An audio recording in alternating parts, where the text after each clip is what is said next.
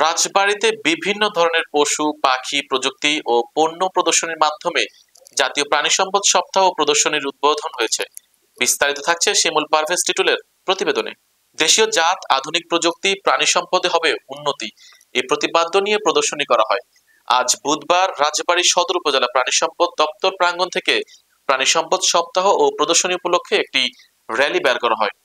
র্যালিটি রাজবাড়ী কুষ্টিয়া আঞ্চলিক মহাসড়ক প্রদক্ষিণ করে পুনরায় দপ্তরে এসে ফিতা কেটে ও বেলুন উড়িয়ে আনুষ্ঠানিকভাবে প্রাণী সম্পদ সপ্তাহ ও প্রদর্শনীর উদ্বোধন করা হয়।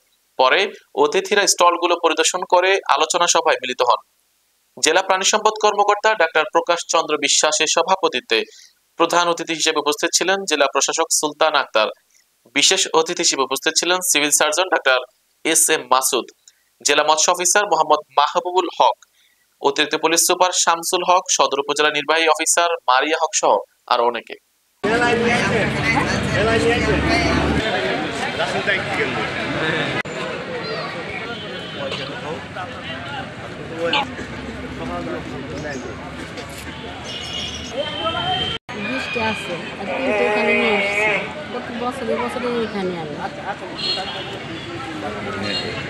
ওরা ভালো পথ দিচ্ছে। প্রাণীদের প্রতিরোধে প্রাণী সম্পদ গবেষণা প্রতিষ্ঠানের বিজ্ঞানীগণ সফলভাবে শিক্ষা এবং উৎপাদন ব্যবস্থা বানিয়েছে।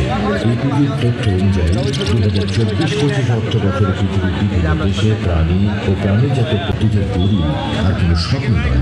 সাধারণ খামারে ক্ষয়ে রয়েছে এই ভাবে মানুষের জীবন জীবিকা।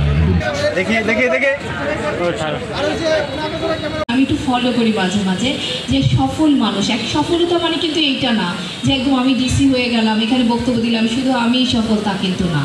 প্রত্যেকে তার যার যার এন্ডে যে নতুন পথে হেঁটে যে নতুন একটা জায়গায় পৌঁছে যায় সেই কিন্তু সফল।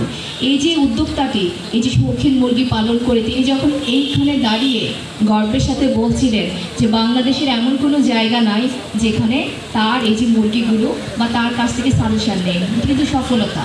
তাকে দেখে যত তরুণরা এখানে আসবে কেউ যদি অনুপ্রাণিত হয়, কেউ যদি ভাবে যে না শুধু চাকরি তার লাস্ট ডেস্টিনেশন না, শুধু বাহিরে যাওয়াই তার লাস্ট ডেস্টিনেশন না, তাকে সে নিজের বাড়ি ঘরে নিজের যে সীমিত সামর্থ্য আছে ছোটোখাটো পুঁজি নিয়ে নিজের আগ্রহ ভালোবাসা নিয়ে কিন্তু তার মতো এক একটি প্রজেক্ট দাঁড় করাতে পারে।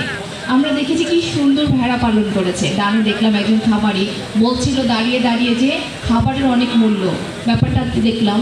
কিন্তু তার যে গাড়লগুলো, গাড়ল বলে শুনলাম আমি আজকে, যে লম্বা যে লেজওয়ালা যে ভেড়া সেগুলোকে গাড়ল বলে। আমার এত ভালো লাগছিল ভেড়ার যে পশমগুলো। আপনারা জানেন যে ইউরোপের কান্ট্রিগুলোতে ভেড়ার এই পশমের কিন্তু ব্যাপক চাহিদা।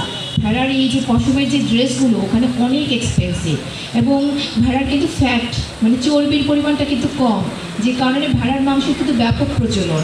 ইউরোপিয়ান কান্ট্রিজগুলোতে তারা কিন্তু গরুটা আমি দেখেছি কম খায়, কারণ